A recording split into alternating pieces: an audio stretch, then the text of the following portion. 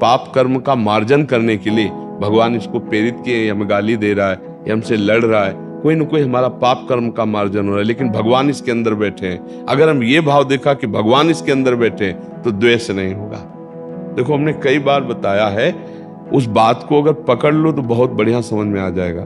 नाम जप करो, पवित्र भोजन पाओ, बुजुर्गों की सेवा करो, साधु समागम करो और भगवत भाव करो। राग द्वेष मुक्त होने का मतलब जीवन मुक्त हो जाना। सारा खेल राग द्वेष का है। बुद्धि प्रकाश जी, महाराज जी, मन में जो राग द्वेष दूसरों के प्रति आते हैं उनको कैसे दूर किया जा सकता है? देखो, बिना भगवत भाव के राग द्वेष का पूर्ण रूप से नाश नहीं हो सकता। जब हम दूसरा कोई देखेंगे तो राग हो जाएगा, द्वेष हो जाएगा। अनुकूलता में राग होता है, प्रतिकूलता में द्वेष होता है। और राग में हमको हर्ष होता है और द्वेष में हमें शोक होता है। ये द्वंद्व हैं। इन द्वंद्वों से मिटाने के लिए द्वंद्वातीत परमात्मा का जब तक भाव नहीं करेंगे तब तक नहीं होगा। जैसे कोई व्यक्ति हमारे साथ गलत कर रहा है तो हमारा द्वेष हो ही जाएगा उससे। अगर हम ये विचार करते हैं कि इसके अंदर भगवान बैठे हैं, मेरा कोई पाप कर्म का मार्जन करने के लिए भगवान इसको प्रेरित किए, ये हमें गाली दे रहा है, ये हमसे लड़ रहा है, कोई ना कोई हमारा पाप कर्म का मार्जन हो रहा है, लेकिन भगवान इसके अंदर बैठे हैं। अगर हम ये भाव देखा कि भगवान इसके अंदर बैठे हैं तो द्वेष नहीं होगा।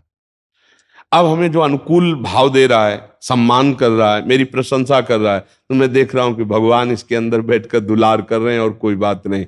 जब हम भगवान को देखेंगे तो राग नहीं होगा, जब हम भगवान को देखेंगे तो द्वेष नहीं होगा। अब इतनी बढ़िया दृष्टि, सब में भगवत भाव है तो बहुत ऊंची स्थिति है। तो हम नाम जपना शुरू करें, शास्त्र स्वाध्याय करें और बार बार ये हम भावना करें कि यद्यपि बहुत दुष्ट है पर इसमें है भगवान।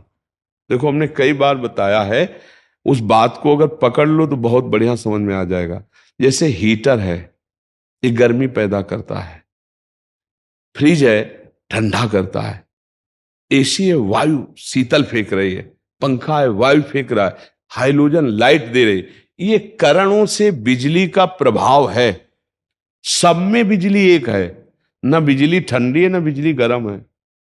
करण जैसा है वैसा बिजली का प्रभाव आ गया। हीटर में वही गर्म हो गई, फ्रिज में ठंडी हो गई, एसी में ठंडी वायु दे रही, हाइड्रोजन में वो प्रकाश दे रही।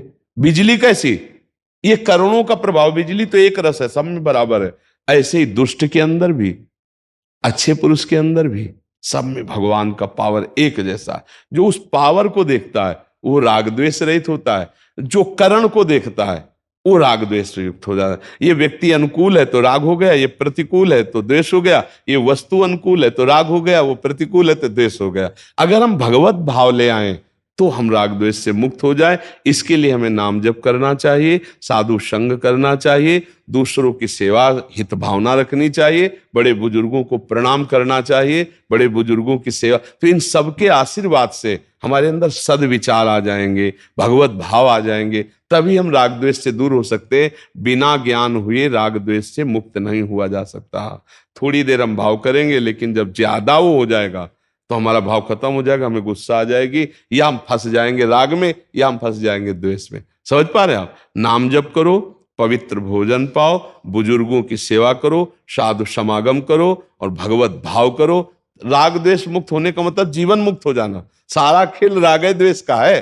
पूरे संसार में राग द्वेष, कहीं वस्तु में राग, कहीं व्यक्ति में राग, कहीं स्थान में राग, इन्हीं में तो हम फंसे हुए हैं। कहीं वस्तु में द्वेष, कहीं व्यक्ति में द्वेष, कहीं स्थान में द्वेष, इसी में हम फंसे हुए हैं। राग द्वेष मुक्त हो गया तो जीवन मुक्त हो गया, मतलब द्वंद्व विमुक्ता, ये सिद्ध पुरुष का लक्षण है। तो नाम जप करो, पवित्र भोजन करो, साधु समागम करो, बड़े बुजुर्गों की सेवा करो, उनके आशीर्वाद से बुद्धि शुद्ध हो जाएगी तो राग द्वेष रहित हो जाएगी। समता का भाव, ये द्वंद्व विमुक्ता, समता का भाव, सब में एक भगवान तो सम भाव आ जाएगा, तभी राग द्वेष से मुक्त हो सकते, अन्यथा नहीं। जी।